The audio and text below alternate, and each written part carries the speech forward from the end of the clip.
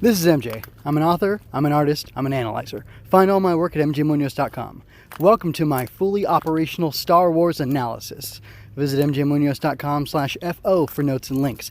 And don't forget to subscribe, like, share, and comment to help me grow. So, I have a little bit of information for you. Actually, let me back up real quick. This is fully operational 39.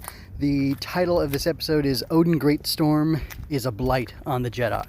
Loden Greatstorm is a character created by Soule, presumably, from the book Light of the Jedi.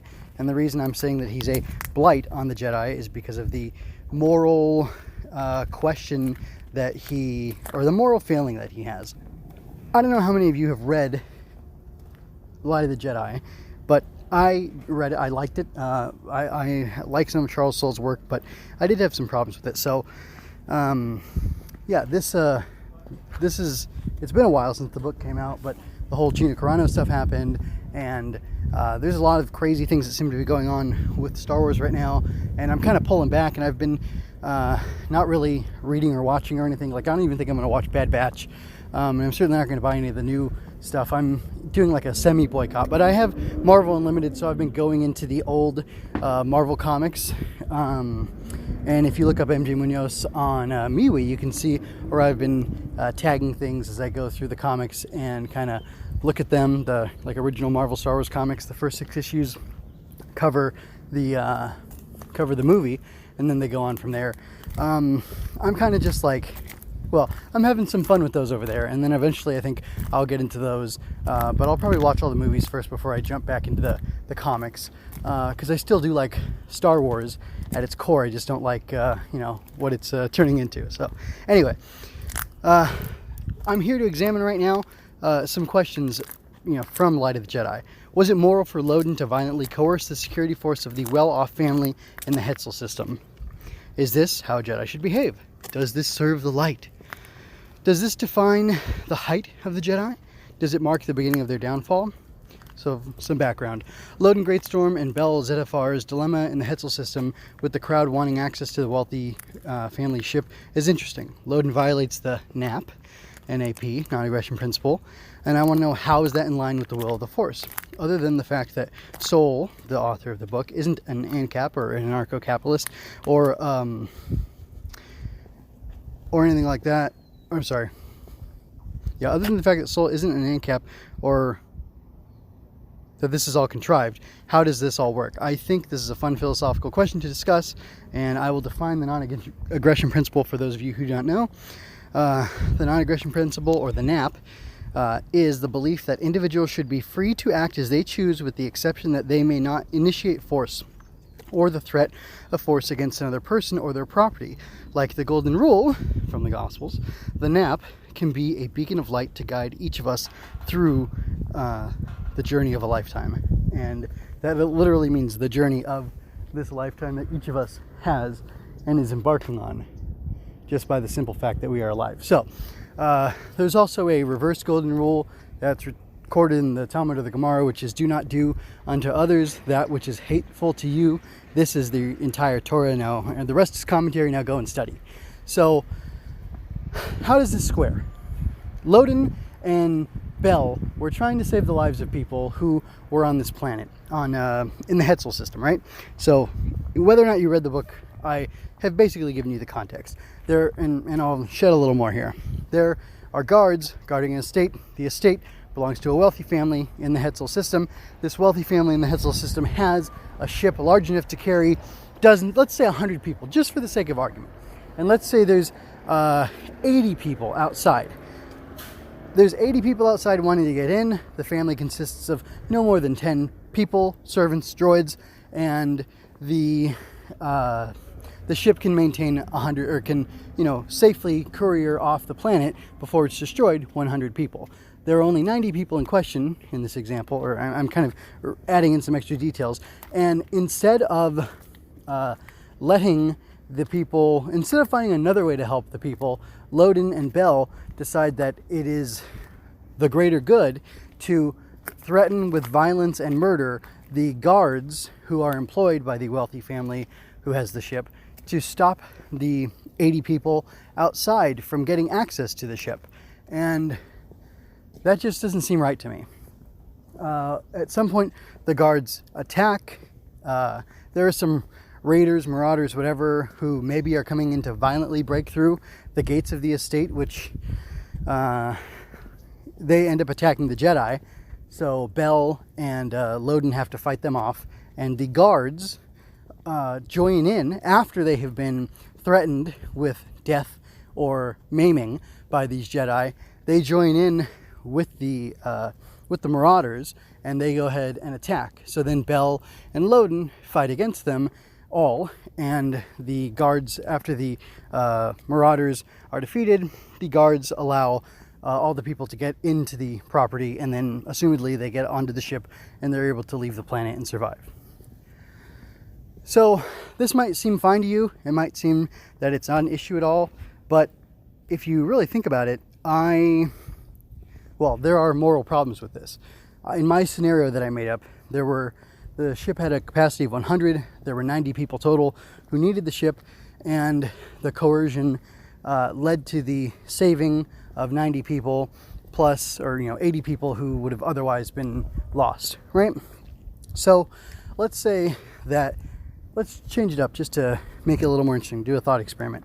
What if there were 200 people who needed access to the ship, and they were outside of the estate of the wealthy family with the ship, and the ship still only had a capacity to hold 100 people?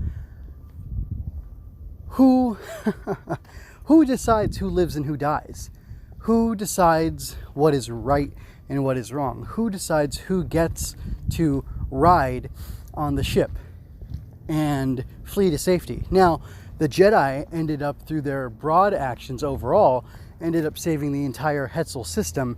And while there was property damage and things that were destroyed by the disaster of the Legacy Run's explosion, the planet ended up being safe from destruction. And it was actually the entire planet was going to be destroyed by the sun, by something going into the sun and exploding, and basically it would end up destroying the planet, which is the basic idea of it. And then the Jedi were all able to work together and kind of chain together their force capabilities and save the entire planet, which is super cool. Some people thought it was overdone. I personally liked it. I thought it was really neat, but still, that kind of complicates things in a weird way, because, well, does it matter? Like Eobard Thawne said in the first season of The Flash, like, in my timeline, or where I come from, you've been dead for centuries, so I have no problem murdering you. Does the fact that everybody's lives were put in danger, and it wasn't just a few people, it was the entire planet, how does that affect the calculus? How does that affect the morality of attacking these guards and violating the property rights of the people who own the ship? What does that change? How does it affect things? Is it still wrong? I guess the question I'm getting towards is the morality subjective? If no lives will be saved, is it okay to violate their property rights and basically steal their ship from them? If all lives will be saved, does it justify doing that? I don't think so. I think the principle, the first principle, is that you don't needlessly destroy lives. And another thing is, Jedi are supposed to use the Force for knowledge and defense, never to attack and destroy, or for self-gain. Well, they're working on the behalf of others to try to save their lives, so it totally justifies them, stealing the ship or whatever. Well, okay, let's tweak the scenario a little more. Let's say the ship still holds 100 people, but there are 100 people outside of the walls. Wow, the wind is a powerful thing. I'm gonna walk away from that. So there are 100. The ship can still hold 100 people. There are 100 refugees, let's call them, outside, and there are 10 people in the family. Do the Jedi force the refugees into the ship, killing or just violently coercing the guards and prohibiting the family from getting on the ship? Or do the Jedi coerce their way in, get 90 people on the ship, and leave 10 of the refugees outside of the ship? Or do they force everybody in, and then they only allow 90 of the refugees, then 5 of the family and 5 of the refugees. That way it's a fair share. You've lost some of your people, they've lost some of their people. Or maybe they leave behind one of the refugees, like it's a 10% thing, you know. They leave behind, 10 refugees and 1 person of the... Like, you can't just apply you can't just apply any random standard and have it work out. There has to be a moral clarity. There has to be a moral line. And I honestly think that, and I hope I made enough sense in going through this thought experiment, that you can see too that there's something morally wrong and rotten and crooked with what the Jedi did there, with what Bell did, and more so what Loden did in trying to save those people's lives. Because a couple things. 1, it's just morally wrong. 2, they didn't end up needing to be saved because the Jedi were able to save everybody through another means. There was another way through it. And 3, I don't have a 3. I don't know what my 3 is, but it's just, I don't know. And I'm not even coming at this with this reeks of agenda or whatever. I'm coming at this from a perspective of, what is right and what is wrong, and what determines what is right and wrong. And like within the context of Star Wars even, is sometimes could the same action be light side or dark side depending on when you're doing it, on who's doing it, on why they're doing it? I don't think so. I think things are either right or they're wrong. And I think aggressing against somebody, violating their property rights, whether that's to their body or to their, extraneous property, their property outside of their body that they have ownership over, is wrong. And then, like, let's go ridiculous.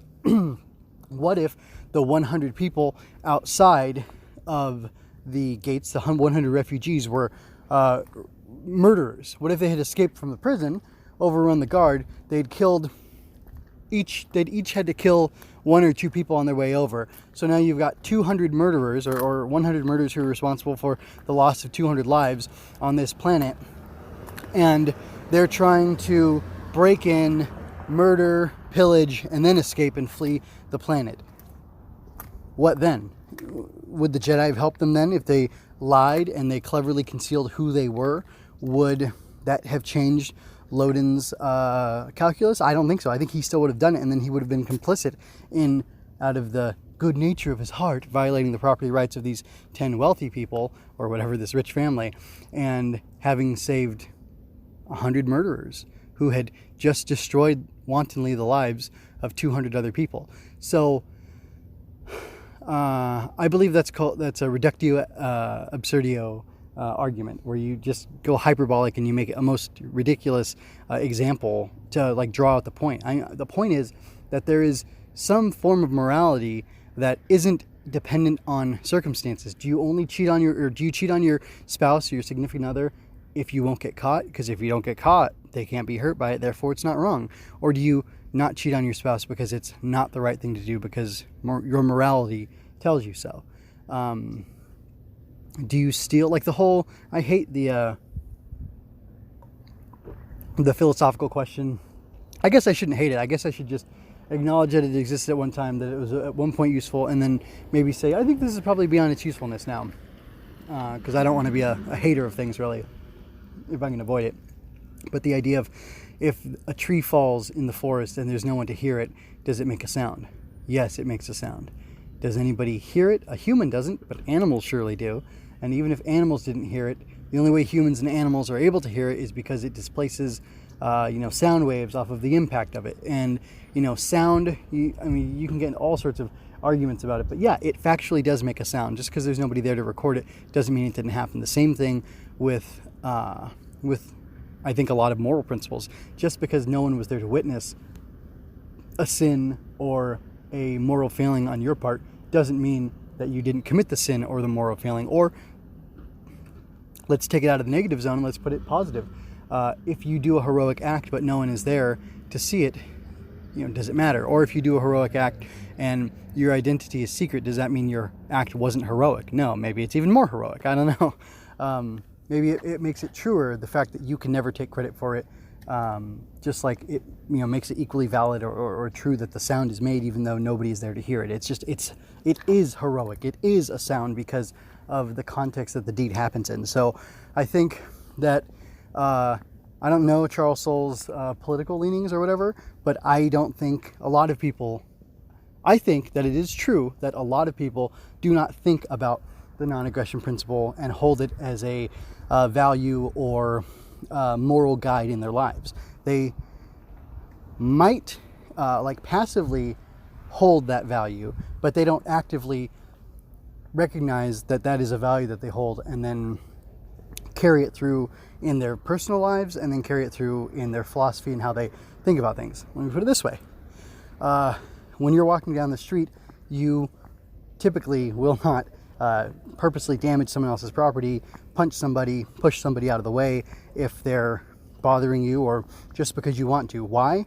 Probably for many reasons, but the fact is that you kind of have a very simple, very base human level understanding that it is wrong to do things like that to people, so you don't do them. Why is it wrong to push someone for no reason? Why is it wrong to punch someone for no reason?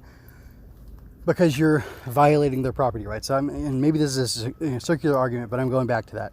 Just like, but you don't really think about that as you're going through your day-to-day life. But I feel like if you stop, if it's the idea is presented to you and you do think about it, yeah, you don't want people to hurt you or take your things, steal your things from you.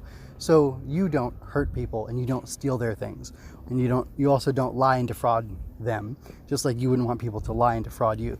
So it's this reciprocity, this golden rule, this do not aggress against others principle that I think is very moral and very righteous. And if everyone were to adhere to that, you could still have a whole gradient, rainbow spectrum of human experience and human outcomes and different types of people in the world living different types of lives.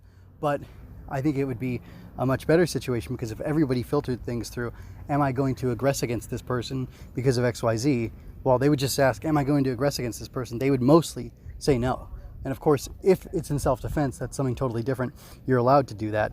But like I pointed out with the Jedi, at one point, Bell and Loden were acting in self-defense, but they still, after that incident was over, they still chose to coerce the people, the guards, into letting them into the property, and then they had to coerce the owners of the ship to let them use it. And I feel like that's really wrong. And I'm wondering if that's purposeful. Did Charles Soule plant that in there because he, sees this as something that's going to be part of the Jedi's ultimate downfall and leads to them 200 years later being susceptible to falling into the Clone Wars and all these other things? How could they not participate in the Clone Wars? They could have not, okay? And there are different ways, and we could talk about that at some point in the future, but it is true that the Jedi fell into a Sith trap, and it is true that they could have avoided falling into that trap. And I think if they had applied their morals, or if their morals were, different, well, maybe they were all just falling short of applying their morals to the situation. That's why they fell into it, because they strayed from the Jedi way. But I think there's evidence of that straying from the Jedi way already 200 years before the birth of Anakin, and so on and so forth. So anyway, I just thought that was an interesting topic for discussion. I hope you enjoyed that. I'd be willing to do more stuff like this, but we'll see. Like I said, I'm over on MeWe posting stuff in a Star Wars group, and just on my timeline there, MJ Munoz. And you can see what I'm doing, trying to have fun with it, especially in the light of all the craziness that's going on right now. But anyway, I'm going to go ahead and get out of here. I'm going to leave you with that. I'm going to ask that you check that out, and I don't know what else, except for leave you with peace and blessings, and I ask that you would be well. Thank you.